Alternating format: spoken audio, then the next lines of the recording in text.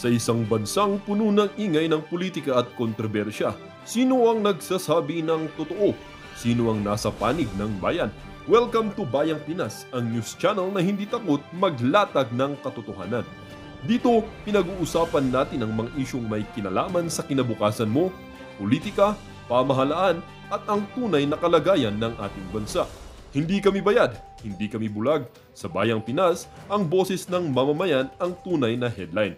Kaya kung sawang-sawa ka na sa mga baluktot na impormasyon at scripted na kwento, dito ka na.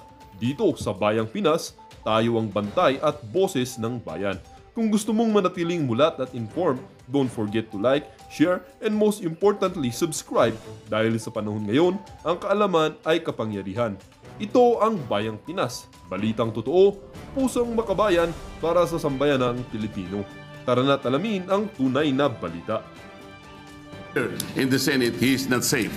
I will reject the idea that if he returns in the Senate, manganganib ang buhay niya. It is as if that we are giving credence to his statement, which I believe is not true, Mr. President. Mr. President. Majority Leader. Yes, Mr. President, with due respect to our colleagues, Senator Marcoleta, there was an intervention. Actually, he was supposed to come back to the Senate. But the Speaker of the House had intervened and asked if he can be kept in the House, which you did not agree. Nag-intervene daw si Speaker. Bakit? Bakit? Natatakot ka? Na pangalanan yung mga dapat pangalanan? Ay, sus, halatang halata kayo. And you said that we will put him in the PNP Custodial Center under the custody still of OSA and the Senate. Legal custody of the Senate. So when he wrote the letter, Your Honor, wala pang intervention. So walang kasalanan dyan si Senate President. He was Wala naman, hindi naman yun na sinasabi. The point is, hindi dapat payagan. Ikaw naman, subiri. Pero masyado ka namang masyado naman yan. Masyado namang bulaloy ang ginagawa mo kay Soto. Going to bring him in, but we are not bending any rule. But the Senate President already has said the rule. Mr. President, the request of the Speaker of the House of Representatives is inconsequential here. Legal or otherwise, the custody must be here. Yan. They are only asking us to lend him to their committee. The legal custody is still acquired by the Senate. And then, the committee was the one who ordered him to be legally detained in the custody of the Senate. The committee was the one who did that, not the Speaker of the House of Representatives. He could request that. But we are sorry to deny that because the legal custody, legal or physical, is still with the Senate. Mr. President, yes. I think the points raised by Senator Marcoleta are valid. I think at the time, the witness had no fear of his life, but now he has fear of his life. We will guarantee that he's safe, even if he's in the Senate. Mali yun! Guaranteeing he's safe. Mali yun! Anak ng wewe, oh! So, talagang aaminin nyo na lang na maaari siyang patayin dyan? Sa Senado, ganon? Wala pala, buti natanggal kang Senate President eh. Papayag kayo na ganon? Safety, if he's here in the Senate, but let's also be transparent, Your Honor, because I think the question there is kung meron bang maging influensya pa sa kanya. That was the point of the minority leader. Correct. There might be a perception that if he's here, he might be influenced by someone.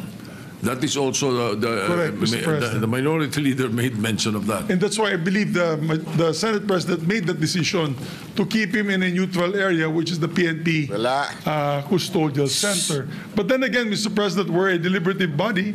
If the body would wish him back here to the Senate, then we can discuss it further. Mr. President, yes, lagi nila sinasabi with the body kasi alam nyo marami kayo. Yun ang totoo dun eh. Pero the fact na nag-giveaway kayo kay Speaker, wala pala kayo. Boo. Wala na, taong bayan, wala na talaga tayo maasahan sa mga natin. Ewan ko sa inyo. Wala na tayong maasahan. Dati kahit papano, maasahan natin ng Senado. Ngayon, wala na talaga. Quick intervention. Go ahead, Senator Lacson. I would like to echo the earlier manifestation of the majority leader. Yung letter po ng ating Senate President was valid before the intervening event occurred. So we cannot invoke the letter of the Senate President kasi wala pa yung intervening event na mayroong request from the Speaker of the House. And the Senate President, using his own wisdom, granted the request. But we are not given, or we have not given the legal custody of Bryce Hernandez to the House. We still maintain or retain the legal custody over his person.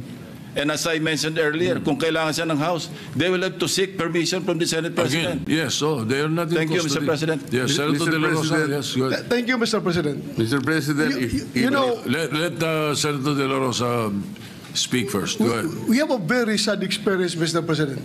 Because if the reason why the Speaker requested for Bryce Hernandez to be detained not in the Senate, because for fear of being influenced by anybody or any member of the Senate.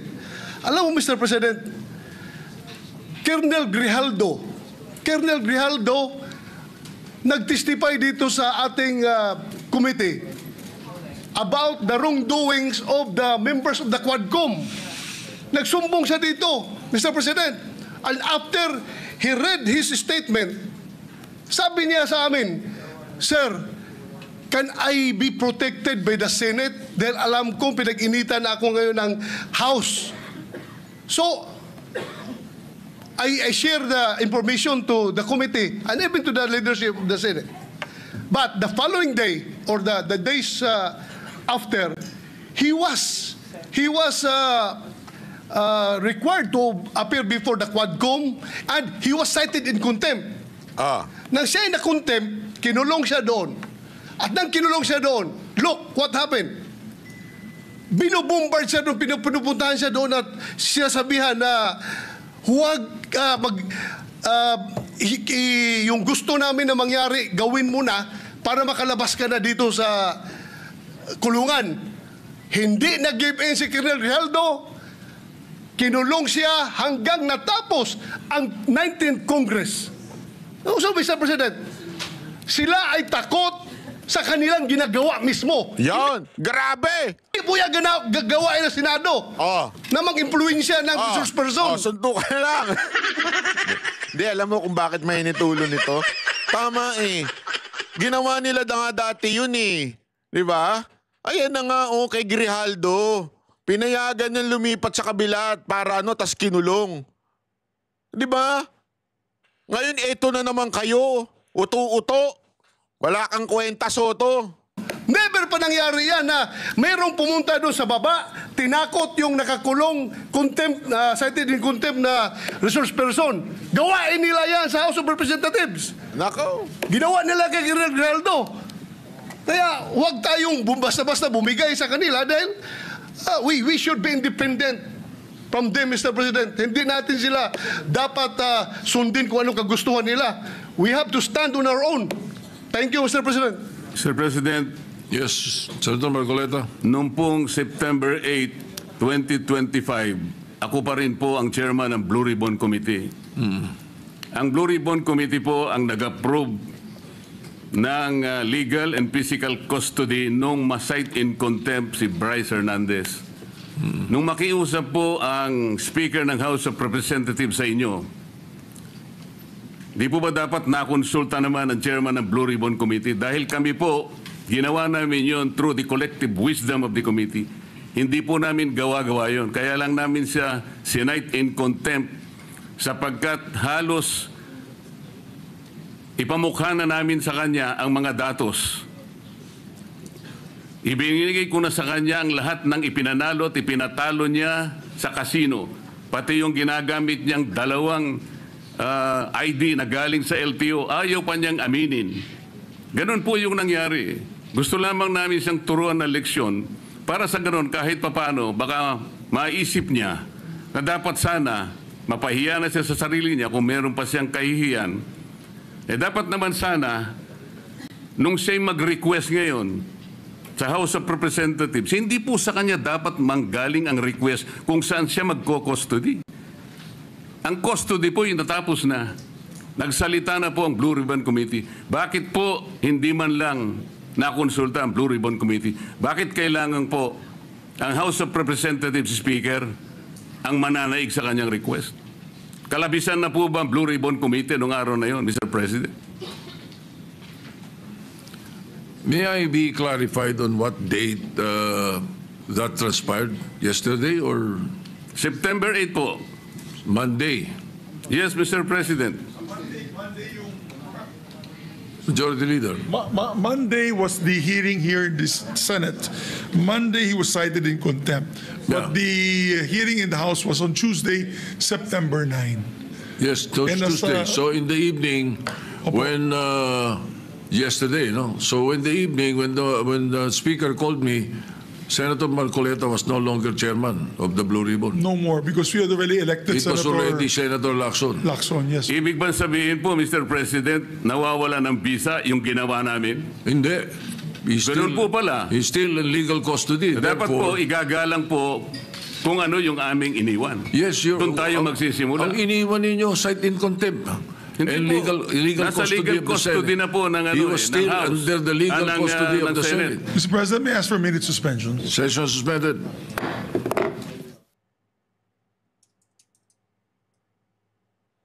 Grabe, no? Ayan na, session suspended na. Wala na. Ayan na nga yung sinasabi natin, ladies and gentlemen, di ba? Etong mga to, tama sila Marcoleta tama sila Bato Ginawa na yan dati, di ba? Ginawa na yan dati doon kay Grijaldo. Yan yung sabi ni Bato. Ito naman pinupoint out ni Marcoleta. Sandali, nagdesisyon yung Blue Ribbon, which is siya yung head nun, na dito siya ikino-contempt. Takapapayag ba tayo na sinasabi na tila meron talagang danger dito sa Senado? Walang kwenta yung usapin na yan, di ba? Sana lang, tuloy natin. Tingnan natin kung ano mangyayari dito. Ang tagal daw nito At, uy. Wala. Ayan na. Oh, yan. Yan.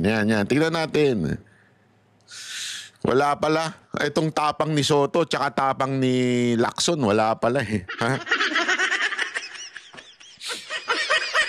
Sa mga bilib sa kanila, tapang-tapangan Si Romualdez lang pala katapat nyo. Gago! Totoo naman, di ba? Yes, Mr. President. The status is we were in debate about the status of the witness, Bryce Hernandez, Mr. President. So I think in consensus, would you like to make the motion, Mr. President, on where to... yes, Mr. President, therefore, yes. Can we recognize Senator Jinggoy? Can I just make a motion, Mr. President, Majority Leader? I move that we commit Bryce Erickson Hernandez to the Pasay City Jail, Mr. President. I second the motion of the good Any objection? gentleman. Chair is none. And the chairman of the Blue Ribbon concurs. Hearing no objection, the Bryce Hernandez is hereby... with the understanding...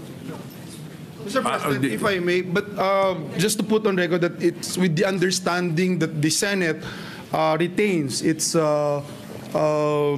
jurisdiction over that person, Mr. President.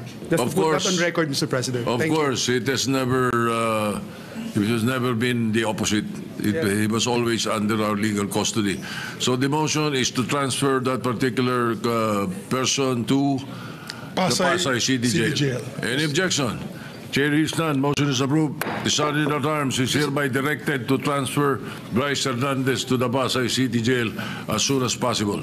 Just a manifestation, if I may, Mr. Senator President. Estrada, Mr. President, I think we have to ask the OSA to be strict in implementing the rules with regard to the visitation hours of a prisoner, Mr. President. No visitors allowed. Only Lawyers. immediate members of the family, lawyers, priests, etc., etc. Thank you, Mr. President. Yes, the Sergeant at Arms hereby directed, and make a list of those who will visit him. Yes, we'd like to Thank you. recognize Senator Marcoleta, Mr. President. Grabe, no? Pumayag na lang sila, sa Pasay na lang. Marcoleta is recognized. Mr. President, meron po pong isang isyong naiwan. Ano yon? Dahil noong September 8 po, while I was still the chairman of the Blue Ribbon, napagkaisahan po ng komite dahil sa noong September 1, kung maalala po natin, as chairman, I floated the idea na para makatulong po kung merong gustong lumabas na doon sa 15 na kasama sa pagdinig, makakatulong po sila ma-identify po lahat ng mga kasabwat sa anomalyang paglalatag ng mga proyektong pang flood control. Pinload po natin yung idea na kung gusto ninyo, ay kinakausap na po namin ng DOJ, you may be provided by provisional immunity. Of course, pag-aaralan natin kung qualified kayo. Sa nakikita naman namin, basta hindi kayo most guilty at napakarami pong ibang mga requisites doon, tinignan po natin mabuti. After 1 week, Mr. President, dalawa pong mag-asawa, yung Diskaya, ang naggawa po ng sworn statement. Pero bago po nila gawin yon, ay siniguro ko po na talagang sila ay voluntary na gagawa ng sworn statement. Kaya yung pong kanilang emissary, sinabi ko, kailangan sumulat muna sila na talagang gusto nilang magsalita at walang halong pagsisinungaling ito. Yun ang option na gusto nila at narinig nila yung aming pinupload na option na sila'y lumabas bilang isang witness, a state witness. Yun nga po ang nangyari, Mr. President, hanggang sa sila nga ay tumestigo sa komite, dala-dala at binasa nila yung kanilang sworn statement. Nang dahil po doon, Mr. President, ay gumawa kami ng sulat sa ating kalihim ng Department of Justice. At yun nga po ay September 8, 2025. Gusto ko po malaman, Mr. President, ano po yung status noon sapagkat kayo na po ang pumalit na Senate President by that time. Yes, the proposal and your intention is indeed, yes, it's laudable. We may be able to get state witnesses there, no? But, so ayan po, ladies and gentlemen, pakita lang natin kasi para natin maunawaan kung sino ba itong grupo nila Bryce. Ito Binunyag ni Senate President Pro Tempore Ping Lacson na may connection si dating DPWH Secretary Manuel Bonoan sa contractor ng flood control projects. Sa kanyang privilege speech sa Senado, sinabi ni Lacson na may family business si Bonoan kay Candaba, Pampanga Mayor Rene Maglangke na contractor umano ng 2 bilyong pisong halaga ng flood control project sa Bulacan. Dating presidente raw si Mayor Maglangke ng construction company na Global Crete Builders. Ang anak naman daw ni Bonoan, opisyal din ng MBB Global Properties Corporation na pagmamay-ari rin ng alkalde. Dagdag pa ni Lacson, ang MBB ay ang mga apelyido nilang Maglangke, Bernardo at Bonoan. Wala pang bagong payag dito si Bonoan pero una na niyang ginit na wala siyang kinalaman sa anumang anomalya. May mga ito pala ang palaging depensa. Ito pala yon. Sorry, pasensya na. Ito yon. Pakita natin. Wait. Yan. The Casino Boys. Wait lang. Wait. Sorry. Wait lang. Ayan. Ito. Okay, play. Bago na namang pasabog si Senator Ping Lacson, kabilang dyan ang halos 1 bilyong na ipatalo daw sa kasino ng mga binansagang BGC Boys o Bulacan Group of Contractors. Pati ang anak ni dating DPWH Secretary Manuel Bonoan iniuugnay. Naritong muli ang aking report. Parang nakinikinita ko na, Mr. President, na nagtatawanan pa ang mga matatalinong gagong matching na ito habang nagbibiyahe papuntang kasino, dala ang kwartang kinulimbat habang naglilimas ng tubig baha, papalabas ng kanilang mga bahay ang mga pobreng taga Bulacan. Garapal, walang hiya, walang konsensya. Yan ang matinding 1 billion ang pinatalo sa kasino. Grabe, no? Ang lupit nyo, mga brad, mga sis. Banat ni Senate President Pro Tempore Ping Lacson laban sa ilang opisyal ng DPWH Bulacan na nagwaldas umano ng halos 1 bilyon sa kasino. Lupit. Isiniwalat ni Lacson ang umano'y BGC Boys o Bulacan Group of Contractors na binubuo ng 5 opisyal na nilamon di umano ng sugal at katiwalian. Henry Alcantara alias Joseph Castro Villegas. Alam ko, BGC Boys is Banateros Group of Company. Ano kayo maganda? Banateros Group of ewan ko. Cristobal, ganon? Bryce Erickson Hernandez alias Marvin Santos de Guzman, JP Mendoza alias PJ Castro Asuncion, RJ Dumasig alias Sandro Bernardo Park at Edric San Diego. Gumagamit daw sila ng peking pangalan at ID para makapasok sa mga kasino. Base sa dokumento na nakuha ni Lacson, aabot sa 950 million pesos ang winaldas ng grupo sa iba't ibang kasino sa Metro Manila, Cebu at Pampanga. Habang lubog pa rin sa tubig baha ang mga taga-Bulacan dahil sa mga pangungurakot na mga ito, sige pa rin ang pagpapasasa ng BGC Boys sa pagwawaldas ng pera ng taong bayan. Naku puta. Walang kahiya-hiya sa katawan. Mga walang ya. Wala pong konsyensya mga ito, Mr. President. Ito pa, ang tropang BGC Boys katakatakang nanalo ng halos kalahating bilyong piso sa kasino. Ang swerte naman daw ata masyado o baka may nangyayari din daw na magic. Baka naman money laundering scheme. May report kami at ito ay amin pang binabalidate na peke lang ang pagdeklara nilang panalo. Hindi lang sugal ang nakakalula, pati mga proyekto mistulang gawa-gawa. Gaya nitong flood control project sa Barangay Perez sa Bulacan. 92 million pesos ang pondo, na-award noong December 17, 2024. Tapos pagdating ng December 20, abay 46% complete na raw agad-agad. May pambihirang talento at unusual speed pala ang mga taga-Sims Construction. O baka alam mo yung laundry na yan, ang ginagawa kasi diyan, 'di ba, magkukuha ka ng chips, 'di ba? Bibigay mo ilang milyon chips.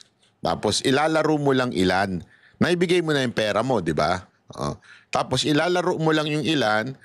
Tapos kung nanalo ka na ng konti, pupunta ka na ngayon, i-claim mo na. Tapos hihingi ka ng parang certificate doon o na ipanalo ko ito. 'Di ba? So ibig sabihin, yung pera kung meron ka man, kung saan manggaling yung perang pinalaro mo, wala na, nandun na, napalitan na ng chips. Ngayon, pag i-question ka, kasi may panalo ko. Hindi pwedeng, kasi tandaan ninyo, 'di ba, sa mga bangko, pag magde-deposit ka ng certain amount, tatanungin saan galing 'yan kasi nga pwede maging money laundering 'yon. Sabihin, yung perang galing sa illegal ay pwede mong i-deposit tapos i-withdraw mo in the future, mali yun, di ba? So ito, parang sinasabi, milyon-milyon, pag ilalaro nila kunwari, tapos sasabihin nila, panalo nila itong bilyon-bilyon na ito, yun, pwedeng sabi nga ni Lacson, maaaring money laundering yun, di ba? So, ito pa, mabilis ang complete, 3 araw lang, 46%, tapos na. Abay, pambihira, Parang si Plus to, kilala niyo si Plus? May magic. Christmas magic dahil magpapasko na. 3 buwan makalipas, naningil ulit ang kontratista dahil 89% complete na raw ang proyekto. Kahit nasa litrato, parang wala namang galaw ang proyekto. No-brainer, ika nga, maliwanag na iisa ang larawan na ginamit at sinumite para sa 2 progress billings ng SIMS. Ang isa pang pasabog ang Global Kit Builders na nakakuha daw ng mahigit 2. Antindi na, no? After naging 86% na daw natapos pero pareho lang naman ang itsura. Parang gago, no? Ayun, no? Di ba? Hindi, lang, naging blur lang ng konti ito. Parang nilinis lang. Ayop din. Hindi man lang tinanggal yung tao, BAI naman. Ay, nako! Ng SIMS. Ang isa pang pasabog ang Global Kit Builders. Alam mo, importante rin ito, no? Para mapiga kung sino ang protector nilang politiko. Sino ang binibigyan nila? Kasi paano sila na-awarda ng ganong kalaking pera? Di ba? Paano sila naka-awarda ng ganitong kalaking project na yung halaga bilyon-bilyon at nakakalusot sila, sino ang protector nila? Kasi I don't think it's just DPWH. Sigurado ko mas mataas pa. Hindi kaya si Bonjing? Tanong ko lang. Nakakuha daw ng mahigit 2.2 billion pesos na flood control project sa Bulacan. Pagmamay-ari yan ng pamilya ni Candaba Mayor Rene Maglangke. At pagmamay-ari rin daw nila ang MBB Global Properties, kung saan opisyal ang mga anak ng government officials, kabilang na ni dating Secretary Bunoan. Anak ni Candaba Mayor Rene Maglangke ang presidente. Anak ni retired DPWH Undersecretary Roberto Bernardo ang corporate secretary. At anak ni Bunoan ang treasurer. Ay, grabe. Ano naman pala ang palaging depensa ni dating DPWH Secretary Bunoan, isolated. Hold departure order na kaagad dyan. Hingan nyo na kaagad sa DOJ. Naku po, maniwala kayo sa akin. Lang daw. Ayaw na siguro ni Bunoan na maungkat pa sa investigasyon ang global threat. Wala pang pahayag sina Bunoan at Maglangke. Alam mo, DOJ, ikaw ang bilis-bilis mo pagkakalaban ng i-hold departure order nyo at saka yung ang tawag dito, yung fini-freeze yung accounts. Ang bilis-bilis nyo, di ba? Pero pagka yung mga ganyan, nako, katagal. Nanawagan naman si Lacson na sampahan ng kaso ang lahat ng sangkot, kontratista, DPWH officials o mambabatas man. Yun kahit daw mambabatas sabi ni Lacson yan Kaya mo kayang sampahan ng kaso yon? Yung binanggit ni Diskaya? Nako. Ewan ko lang yun yung pakiusapan lang kayo na huwag nyo nandalin dyan sa Senado. Wala kayo Ay nako. Bayan! Where na you? Hear na me. Are we ready or are we not? Kailangan na natin nung magsalita, tayong taong bayan ay magsalita na po. Again, in a peaceful